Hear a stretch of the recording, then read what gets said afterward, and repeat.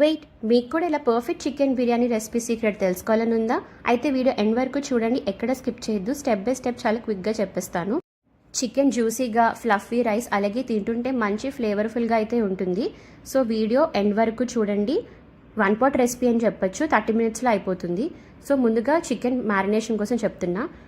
నేనైతే 1/2 kg chicken తీసుకుంటున్నా. చికెన్ని బాగా వాష్ చేసుకొని మ్యారినేషన్ కోసం ఒక 2 tablespoons వరకు జింజర్ గార్లిక్ పేస్ట్ యాడ్ చేసుకున్నా. కర్డ్, 1/2 tablespoon టర్మరిక్, మీ టేస్ట్కి తగినట్టు సాల్ట్ అండ్ కారం యాడ్ చేసుకోండి. 1 tablespoon వరకు ఇంట్లో ప్రిపేర్ చేసుకున్న garam masala paste, 1/2 tablespoon garam masala, chicken masala కూడా ఒక 1/2 tablespoon, ఒక 1/2 లెమన్ కూడా స్క్వీజ్ చేసుకుంటున్నా. మీకు కావాలంటే బిర్యానీ మసాలా ఉంటుంది కదా, అది కూడా యాడ్ చేసుకోవచ్చు. నేనైతే యాడ్ చేయట్లేదు, ఎందుకంటే ఇప్పటికే చాలా మసాలాలు యాడ్ చేసాం కాబట్టి. సో ఈ మసాలా అంతా కూడా చికెన్కి బాగా కలిసేలాగా మిక్స్ చేసుకొని ఒక 30 minutes నుంచి 1 hour వరకు నానబెట్టుకోండి. ఇప్పుడు 2 glasses ఆఫ్ రైస్ తీసుకుంటున్నా. నేనైతే సోనా మసూరి రైస్ యాడ్ చేసుకుంటున్నా. మీకు కావాలంటే బాస్మతి రైస్ కూడా యాడ్ చేసుకోవచ్చు. వాష్ చేసేసి ఇది కూడా 30 minutes సోక్ చేసుకున్నాను. ఇప్పుడు బిర్యానీ ప్రిపరేషన్లోకి వెళ్ళిపోదాం. ముందుగా ఒక ప్యాన్ పెట్టుకొని ప్యాన్లో ఒక 2 to 3 tablespoons వరకు నెయ్యి అయితే యాడ్ చేసుకొని కొద్దిగా ఆయిల్ కూడా యాడ్ చేసుకుంటున్నా. ఇందులోనే హోల్ గరం మసాలాలు యాడ్ చేసుకోండి. ఇవన్నీ కూడా కొద్దిగా ఫ్రై అయ్యాక కాజు యాడ్ చేసుకొని, కాజు మసాలాలు అన్నీ కూడా గోల్డెన్ బ్రౌన్ వచ్చిన తర్వాత మనం ఆనియన్స్, టమాటోస్ ఇవన్నీ కట్ చేసి పెట్టుకున్నాం కదా, సో అవన్నీ యాడ్ చేసుకోండి. కొద్దిగా కరివేపాకు, అలాగే ఒక 3 నుంచి 4 స్లిట్ చేసిన చిల్లీస్, పెద్దదైతే ఒక 1-1.5 ఆనియన్ సరిపోతుంది, చిన్నవైతే ఒక 2 ఉల్లిపాయలు వేసుకోండి. ఇవన్నీ కూడా బాగా ఫ్రై అయిన తర్వాత నేను ఒక 2 tablespoons వరకు కల్లుప్పు వేస్తున్నాను. క్రిస్టల్ సాల్ట్ అంటాం కదా, అదే.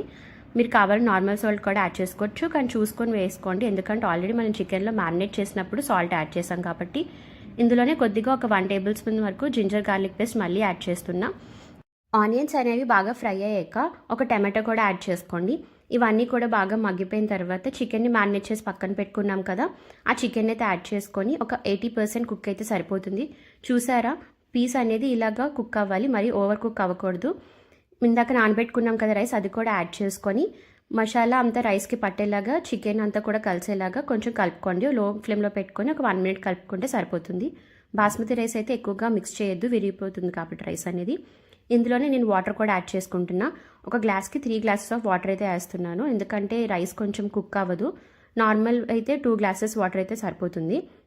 ఇందులోనే కొద్దిగా పుదీనా, కొత్తిమీర వేసుకొని గార్నిష్ చేసుకున్నాక అనేది ఒక 50% కుక్ అయిపోయిన తర్వాత కుంకుమ పువ్వు పాలైతే యాడ్ చేస్తున్నాను. ఇది కంప్లీట్గా ఆప్షనల్, మీకు నచ్చితేనే యాడ్ చేసుకోండి, లేకపోతే లేదు.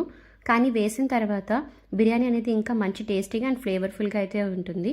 చూసారా, బిర్యానీ మరీ పొడిగా కాకుండా అలాగే అతుక్కోకుండా కరెక్ట్గా వచ్చింది. సో డెఫినెట్గా మీ ఇంట్లో వాళ్ళకి ట్రై చేసి అయితే రెసిపీ పెట్టండి, వాళ్ళకి ఖచ్చితంగా నచ్చుతుంది. అండ్ ఎలా ఉన్నది అనేది నాకు కూడా కమెంట్ చేయడం మర్చిపోవద్దు. సో ఇలాంటి మరిన్ని వీడియోస్ కోసం నా ఛానల్ని అయితే ఖచ్చితంగా ఫాలో చేయండి. ఈ వీడియో ఎండ్ వరకు చూసారంటే నచ్చిందని